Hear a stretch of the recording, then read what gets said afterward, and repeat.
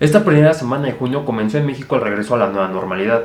Pero, ¿qué significa este ciclo y cuáles son las implicaciones que tendrá en nuestras vidas? ¿Regresaremos en algún momento a la normalidad que teníamos antes de la epidemia? Comencemos aclarando que el regreso a la nueva normalidad no significa reducir las medidas de mitigación que se tenían en la Jornada Nacional de Sana Distancia. No significa volver a la calle a nuestras actividades cotidianas. La epidemia no se ha terminado y el peligro persiste. Por eso debemos continuar con las restricciones de movilidad y las medidas de higiene de las últimas semanas. Pero entonces, ¿qué es lo que cambia? Pues que a partir del 1 de junio la evaluación del riesgo de la epidemia ya no se hace en un contexto nacional, sino por entidad federativa. Esto quiere decir que cada estado tomará las medidas que considere necesarias para reducir sus contagios. Esta regionalización se debe a que la epidemia no se comporta del mismo modo en todo nuestro país, debido a su gran extensión. Mientras que algunas zonas apenas están entrando a la fase de aceleración de sus contagios, otras zonas ya están alcanzando su pico máximo. Es por esto que el regreso a las actividades sociales y económicas debe hacerse de manera local y escalonada, de acuerdo al sistema de semáforo de la Secretaría de Salud del Gobierno Federal. Actualmente todas las entidades federativas se encuentran en color rojo, lo que equivale a un riesgo extremo. Por eso debemos continuar con las medidas de higiene y protección personal, así como con las de distanciamiento social. Estas acciones han demostrado ser efectivas para aplanar la curva, como en el caso del Valle de México. ¡Stop!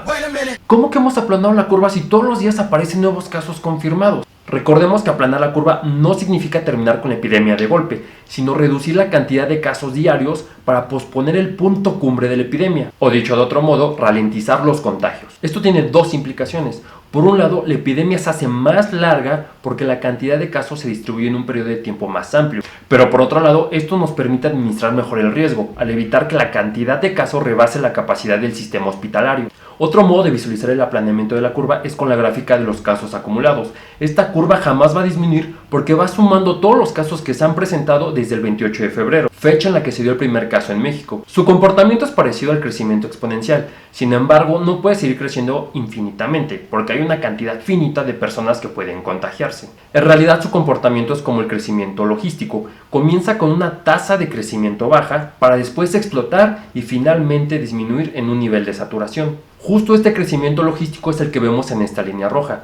Nos muestra lo que hubiera ocurrido en el Valle de México si no se hubieran hecho las medidas de intervención de la Jornada Nacional de Sana Distancia. Esta predicción fue elaborada por uno de los grupos científicos del CONACYT y del Instituto de Matemáticas de la UNAM, a partir de un modelo matemático. Como podemos observar en la gráfica, los casos se hubieran disparado de manera muy rápida hasta alcanzar su nivel de saturación alrededor del 10 de abril. Para entonces la epidemia se hubiera terminado, pero la gran cantidad de casos hubiera colapsado el sistema de salud, lo que se traduce en un número muy alto de muertes. Afortunadamente, las medidas de mitigación de la epidemia nos han permitido distribuir los casos en un periodo de tiempo más largo. Las barras de la gráfica nos muestran lo que realmente ocurrió en el Valle de México. Aún no hemos alcanzado este nivel de saturación y la disponibilidad de camas aún no ha sido rebasada.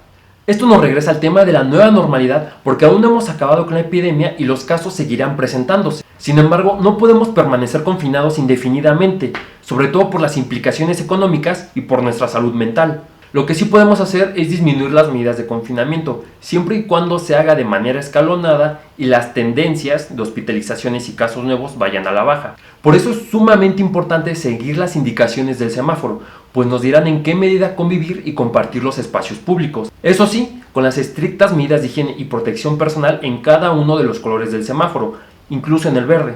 Recordemos que la protección de toda la comunidad comienza a nivel individual. Deberemos hacer uso de cubrebocas, de careta en lugares concurridos, lavarnos las manos al menos 10 veces al día y por supuesto respetar la sana distancia. En la medida en que acatemos estas disposiciones podremos tanto avanzar como retroceder en los colores del semáforo.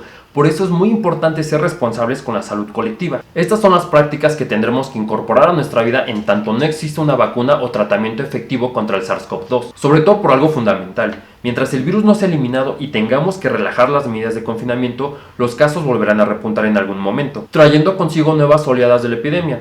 Así es, tendremos más de una curva de contagios. El retorno a la normalidad que teníamos antes del nuevo coronavirus dependerá del desarrollo de una vacuna que sea efectiva, segura y accesible, lo que no se prevé que ocurra en al menos 12 meses. Y eso hablando de que llegue en tiempo récord. Aunque la verdadera pregunta no es cuándo llegará la vacuna, sino ¿realmente queremos regresar a la normalidad que teníamos antes? Porque después de la enfermedad COVID-19, la crisis planetaria a la que nos enfrentamos como humanidad seguirá ahí.